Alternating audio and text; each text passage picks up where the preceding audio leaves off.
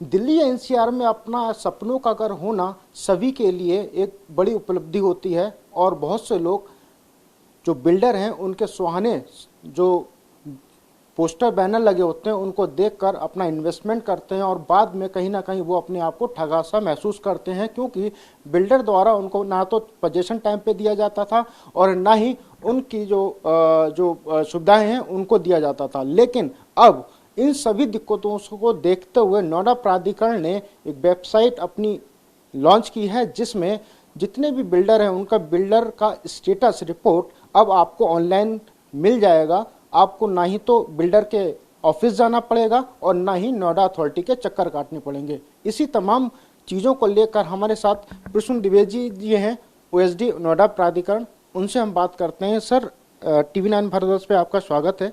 किस तरीके की आपने जो वेबसाइट बनाई है और उसको कैसे दिमाग में आया कि इस पे काम करना चाहिए? ये नोएडा प्राधिकरण की जो वेबसाइट है ये पहले से नोएडा अथॉरिटी online.in पे ये एक हम लोगों का प्रयास था कि जो है जनता की, चूँकि फीडबैक हमेशा आता था, शिकायतें भी आती थी कि जो नोएडा क्षेत्र में बिल्डर प्रोजेक्ट हैं इनमें किस में हमें ख़रीदना चाहिए, किस में रजिस्ट्री चल रही है और किस में कितने ओसी हैं, कितने टावर सैंक्शन हैं, कितने टावर बन चुके हैं, किस बिल्डर की कैसी एक इमेज है।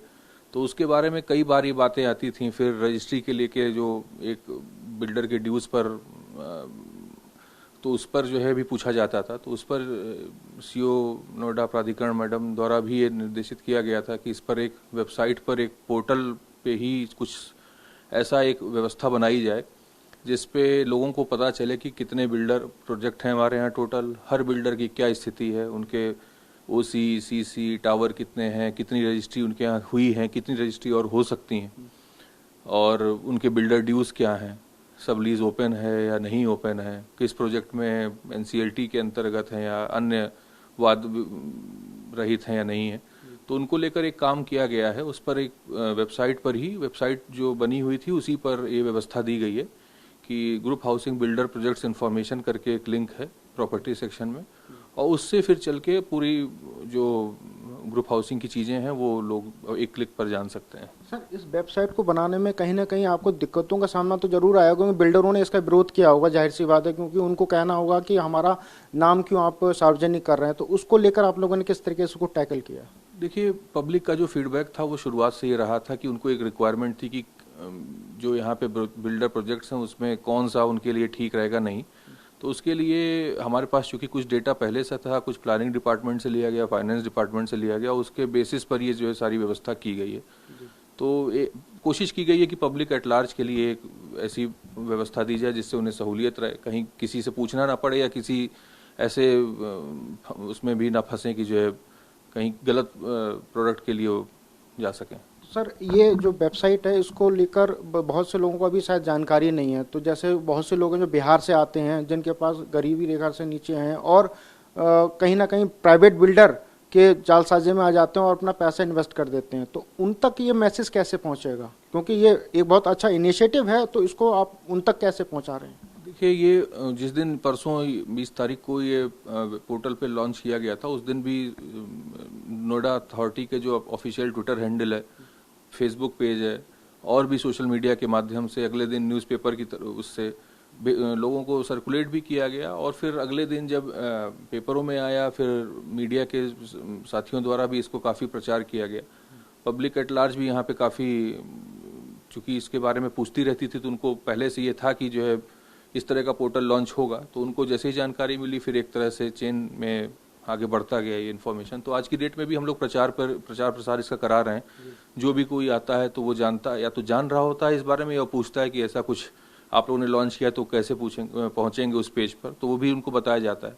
और नोएडा अथॉरिटी की जो वेबसाइट हो, जनरली नोएडा क्षेत्र में सभी लोगों को पता ही है, तो काफ़ी उससे जो है चीज़ें। बिल्कुल। TV9 भारतवर्ष के दर्शकों को मैं चाहता हूं कि आप दिखा दीजिए किस तरीके से वो वेबसाइट खुलती है, सिस्टम पे थोड़ा सा बता देंगे ताकि वो भी इस सिस्टम पर जो नोएडा अथॉरिटी की वेबसाइट है उसको कैसे ओपन करते हैं, क्योंकि ये जी वेबसाइट है नोएडा अथॉरिटी online.in, और इस पर आप जब जाते हैं नीचे तो इस पर प्रॉपर्टी सेक्शन में group housing builder projects information करके ये लिंक है, इसको आप क्लिक करेंगे तो ये जो पेज हमारा बन जाता है, ये पूरा पोर्टल है ग्रुप हाउसिंग प्रोजेक्ट्स का। इसमें there are 7 heads.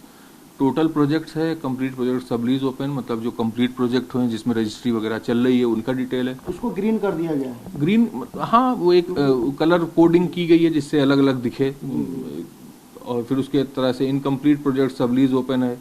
Full paid project जो सब जिसमें रजिस्ट्री चल रही है। कंप्लीट प्रोजेक्ट जिसमें सब रजिस्ट्री नहीं चल रही है, जिससे लोग पूछते हैं कि किन प्रोजेक्ट्स में रजिस्ट्री चल रही है, किन में रजिस्ट्री नहीं चल रही है। तो कल को ऐसे प्रोजेक्ट जिसके में रजिस्ट्री नहीं चल रही तो उसकी सूचना है। इनकम्प्लीट प्रोजेक्ट है जिसमें नहीं चल रही है, और जो एनसीएलटी या उसके अंदर प्रोजेक्ट्स हैं वो। तो ये एक इन्फॉर्मेशन अभी टेंटेटिव बेसिस पे स्टार्ट किया गया है। हर 15 से 20 दिन पर इसको अपडेट भी करेंगे जैसे जैसे स्थितियां चेंज होंगी। रजिस्ट्री की डिटेल मान लीजिए किसी प्रोजेक्ट में बढ़ गई है तो उसको अपडेट करेंगे, घट गई है तो उसको अपडेट करेंगे। सर, जैसे कितने बिल्डर्स इसमें आप लोगों ने लिस्ट अपलोड की गई है, और जो बिल्डर हैं वो सभी जाहिर सी बात है प्राइवेट तो हैं ही हैं, लोग जो छोटे छोटे कॉलोनाइजर होते हैं उनकी भी लिस्ट इसमें अपलोड की गई होगी क्या? नहीं, ये ग्रुप हाउसिंग जो पूरे प्रोजेक्ट है, हमारे 115 प्रोजेक्ट हैं ग्रुप हाउसिंग विभाग के। जो भी आप देखते हैं यहाँ पे बिल्डर जो टावर्स हैं, ये ग्रुप हाउसिंग बिल्डर्स की एक डिटेल है। उन्हीं के उसी में पूरा उसी का पोर्टल बना है जिसमें सारे 115 लोगों का डिटेल है ग्रुप का। तो सर, एक लास्ट सवाल है कि जिस तरीके से इस वेबसाइट को ओपन किया गया है तो इसके बाद कितने लोगों का रिव्यू आया है और कितने क्लिक्स आए हैं इसमें? क्योंकि काफ़ी 20 तारीख को आपने लॉन्च किया, तो अभी थोड़ा सा जल्दबाजी होगी ये पूछना, क्योंकि इस मैसेज तक जाना अभी थोड़ा सा टाइम लगेगा। तो अभी फिलहाल रिस्पॉन्स कैसा मिल रहा है, क्योंकि 24 से 48 घंटे हो गए हैं, 24 घंटे। देखिए, इस पर चूंकि लोगों की पहले से एक डिमांड थी ऐसे पोर्टल बनाया जाए, और इसको पिछले 1-1.5 महीने से इस पर काम चल रहा था। मीडिया में भी जो हम लोग की प्रेस रिलीजेस रहती थी डिपार्टमेंटल रिव्यू के दौरान, उसको भी इसमें मेंशन किया जाता था। तो लोगों को इसके बारे में तो पता था कि पोर्टल पे ये चीज़ आनी है, लेकिन जब परसों लॉन्च हुआ है तो उसके बाद जगह जगह से जो प्रचार भी किया गया, एडवर्टाइज भी किया गया उसको, तो उससे लोगों तक पहुंचा है, काफ़ी है। लोग फीडबैक भी, काफ़ी पॉजिटिव फीडबैक भी आया है। जो आपके मीडिया के साथी हैं उन्होंने भी काफ़ी जो है इस पर अपना वो दिया है कि कुछ चेंजेस जो आगे कर सकते हैं हम लोग, जब इम्प्रूवमेंट करना होगा 10-12 दिन बाद, तो उस चीज़ को भी हम लोगों ने कंसिडर किया है।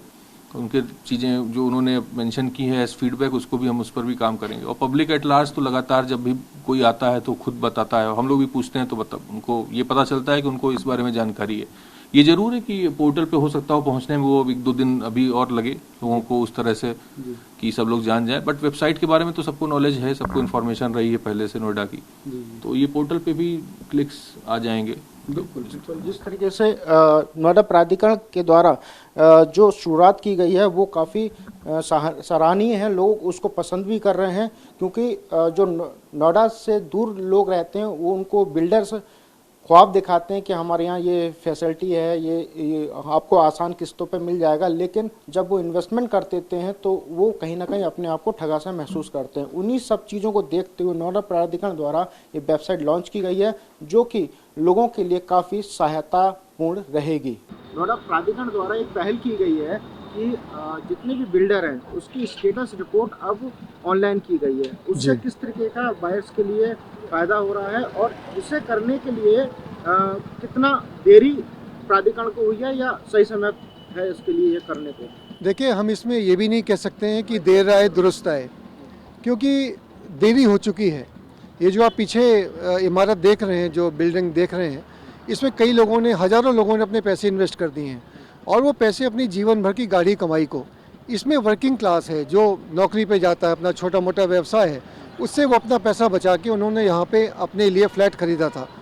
समस्या अब ये है कि अब जबकि वो फंस चुके हैं, और अब अगर हम अथॉरिटी के ऑनलाइन वेबसाइट पे देखते हैं तो उससे जो ये पीछे लोग फंसे खड़े हैं, इनका कोई लाभ नहीं होने वाला है। आने वाले प्रोजेक्ट्स की संख्या बहुत कम है, उसमें बेशक आदमी, क्योंकि अब बुकिंग का दौर वहीं शुरू होगा जहाँ पे नए प्रोजेक्ट्स आएंगे। मेन समस्या नोएडा, ग्रेटर नोएडा की या नोएडा एक्सटेंशन की ये है कि जो प्रोजेक्ट्स खड़े हो चुके हैं, जो कंप्लीशन के कगार पे हैं, जिन पे लोग अपनी रजिस्ट्री की डिमांड कर रहे हैं, उसमें उनका क्या हो सकता है? ये लोग अपनी रजिस्ट्री की इंतज़ार में 5, 7, 10 सालों से लटके हैं, बैठे हैं। उनकी EMI जा रही हैं, उनको उसमें लोन नहीं हो रहा है। साथ साथ उनका जो रेंट का खर्चा है, जहाँ वो रह रहे हैं, वो उनका लग रहा है। एक बहुत ही दर्दनाक स्थिति है अगर आप कहिए। यानी कि इसका मतलब ये जो उन्होंने स्थिति अब जो सुधार करने की कोशिश की है, इसको इन्हें पहले ही कर लेना चाहिए था। जी बिल्कुल, ये अगर पहले करते, ये जो बिल्डिंग आप देख रहे हैं, जब ये शुरुआत हो रहा होता तब इस जो मॉडल को उन्होंने बनाया है कि आप वेबसाइट पे चेक कर सकते हैं, तब ये अगर होता तो कामयाब होता। इसलिए मैंने कहा देर आए दुरुस्त आए हम कह नहीं सकते, क्योंकि देरी हो चुकी है ऑलरेडी। अब वो नुकसान की भरपाई नहीं हो सकती है, क्योंकि जो बायर है उसकी सुनवाई अभी भी नहीं हो रही है।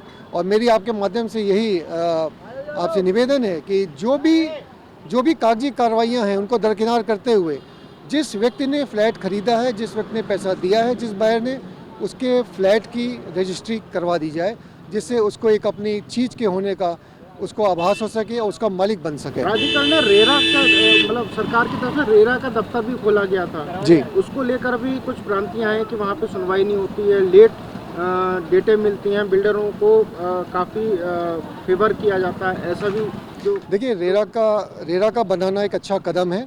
उससे अब जो ऑनगोइंग प्रोजेक्ट्स हैं वो कंट्रोल में आ गए हैं। उसमें कम से कम बायर का पैसा फंसने की जो उम्मीद है, और जो पुराने केसेस हैं उनको रिलीफ मिल रहा है।